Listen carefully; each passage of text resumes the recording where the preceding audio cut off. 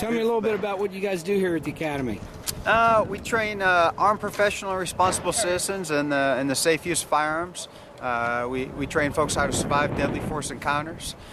We have a whole a bunch of training programs dedicated to technical training, armor training, things like that.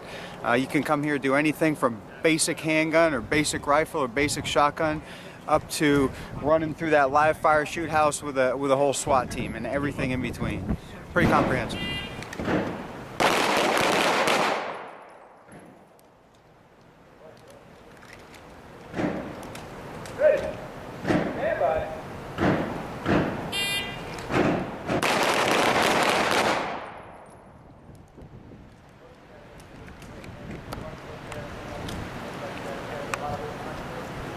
Yeah, and it's like we talked about, the splits are measured in hundredths of a second. It's just not, especially one-handed shooting, it's just not worth it. So what do you think about the EHPs, first time you tried them?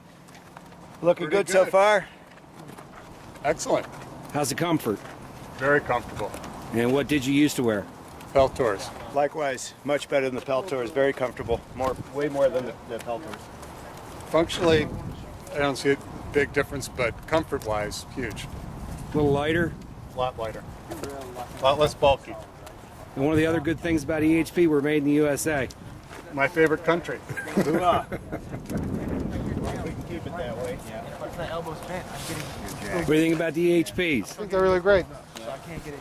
Just the first time using them and they're good. Good. I'm used to using custom plugs, but this is much lighter. I don't have anything inside the ear canal. These are really comfortable too. Good, thank you. It's just, if it's got that bend, like I said, it's more so you can still be accurate, but it's just longer to recover. Yeah, that's the problem. Yeah. How you like your black muffs instead of the pink ones? I think the pink ones make me faster. They make you angry, that's why.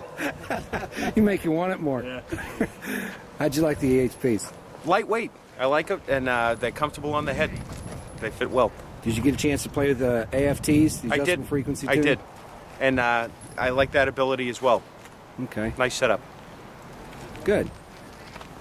Mr. Adam, Yes, sir. you have a set of the Booners that you're wearing, just the two microphones. How do you like those? I like them a lot. Very comfortable. Extremely light compared to a lot of the other low-profile muffs I've worn. These are. They seem to be a lot lighter. Very comfortable. The blocking out everything, hearing real good. Nice clear sound. Like them. And they look cool. How'd you like the EHPs? I love them. I love them. What were you using? I was using Pro Ears.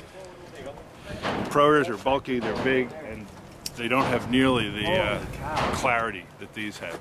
Good. So they're very good. I'm glad you like them. Like them. Like I told these guys, one of our best qualities is we're made in the USA. And I'm probably going to buy them.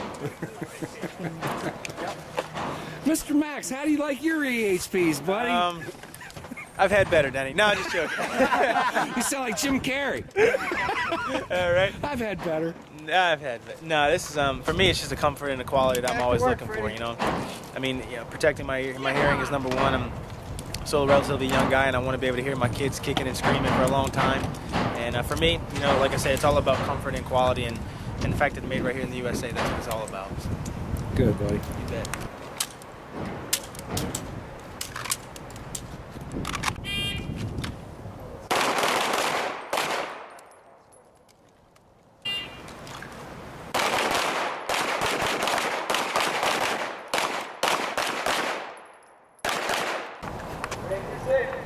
Tell me what happened to you down here at the Florida Open with your muffs that you used to use. Well, the muffs that I used to use had a little too much tension on the head for 11 hours in the sun, so I got a headache. So I figured, I'll tweak them and get a little adjustment. Then they broke, and then I had no muffs. So, not a good story. Be prepared, buy good muffs. And what would you recommend now for good muffs? Well, I just tried on these EHPs, and I'll tell you what, it's a dream. It's like the Cadillac of muffs. It's soft on your ears, good volume control, real crisp beep, so I'm going on the B and not on the beep like everybody else, which is a big advantage, I think. But I'm still learning, but good muffs. Good.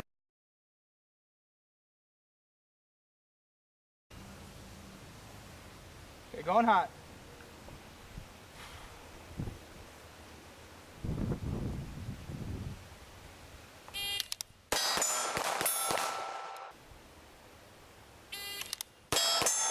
when I'm out there training and I'm out there actually getting more involved in it, by the time the competition comes around, I want to be in the 1.8 second range, 1.85 second range.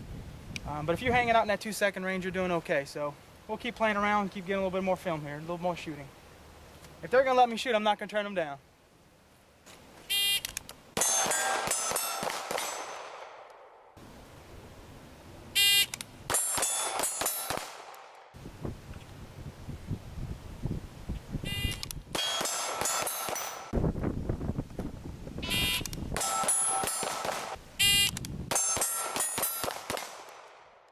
Nicked it on that first one there. All right. We're getting warmed up and we're going to get them going. But had a buddy back there, Nick, trying to mess with me with a little shot timer. My EHPs picked them up. So I know when they're messing with me back there. We're going to get them. Max, tell me, how important is it to have good hearing when you're in competitive shooting? You bet. It's extremely important. You know, I'll talk about from the safety standpoint first. I've been shooting competitively. This is my 20th shooting year, 20th shooting season. And, you know, hearing has always been extremely important to my dad and I. It's always safety first. You always want to look and make sure you're protecting your hearing for, you know, for the future, obviously. But so that said, I mean, you know, hearing from that standpoint is absolutely important. From a competitive standpoint, it's extremely important from what I do because I'm waiting for this buzzer to go off, okay? And I always tell my students there's 4 letters in the word beep, B, E, E, and P, and you have to go on that first initial signal of the B. It's a normal reaction time is about 0.15 of a second, and to a lot of people that means nothing, but to me that means everything. I've won world championships and I've lost world championships by hundredths of a second. So it's absolutely key when I'm wearing my EHP earmuffs that I can hear that first distinct signal of that buzzer going off. And once that buzzer goes off, I'm that much ahead of my competition because I'm getting to the gun just a little bit sooner. And if I do that on every course of fire, it adds up. Those hundredths of a second turn into tenths of a second, and they turn into full seconds, and before you know it, you got a nice little lead at the end of the competition where you can kind of coast out and break away your targets to win the championship.